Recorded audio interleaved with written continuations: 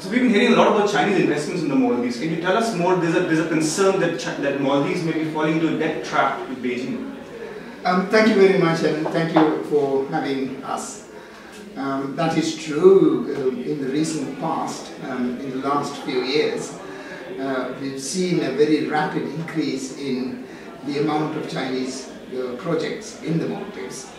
And presently we are going into a very unfortunate situation where more than 70% of our foreign debt is owed to a single country, China. And much of this debt is also Exim Bank finance and supplier credit. So when it comes through Exim Bank finance, the interest rates are very high. They are downright commercial. And also the grace period of paying back is very small. We have to pay back almost the year after. Anyone would understand an infrastructure project would require some amount of time for it to be producing or contributing to the GDP, contributing to income.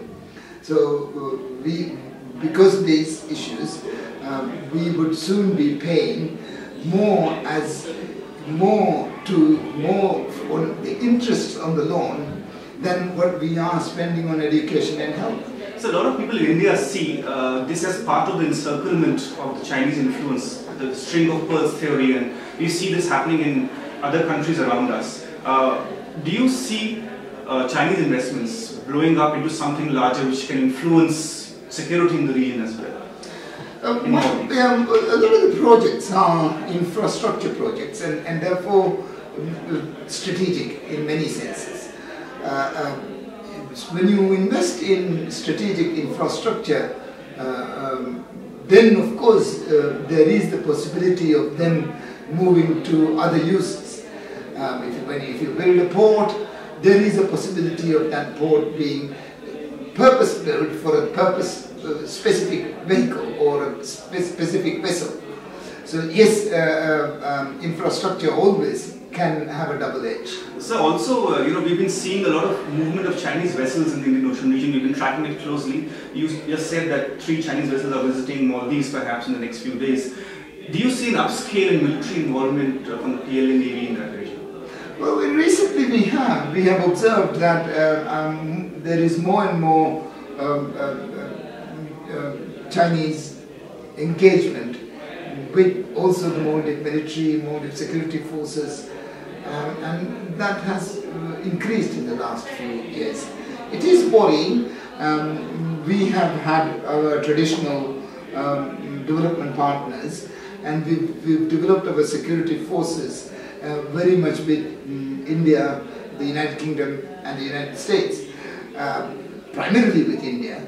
And a lot of our officers and our senior military people are trained here, and to be suddenly changing their attitude, changing is an issue of concern for all of us.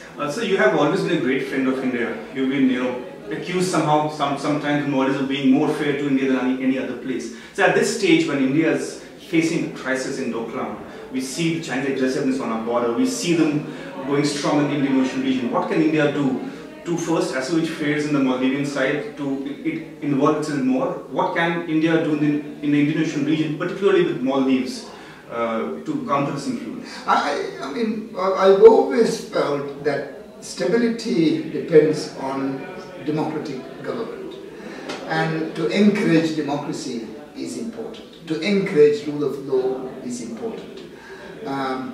Once you have dictatorships, and therefore you lack the transparency, you lack the accountability, and then corruption comes in. So these issues break the basis of your relationship with many other countries. I think what India is doing is good, which is encouraging us to be more democratic, encouraging our democratic institutions, building capacity in our institutions, assisting our judiciary, assisting our legislature, assisting our other institutions as well. So building capacity in democracy, building capacity in independent institutions, I think that's what anyone who wishes well to the Maldives should be doing. So we are short on time, you're a busy person, but sir, are we talking to possibly the next president of Maldives again? Are you going to contest? Will you make a serious move to go back into mainstream politics again? There's a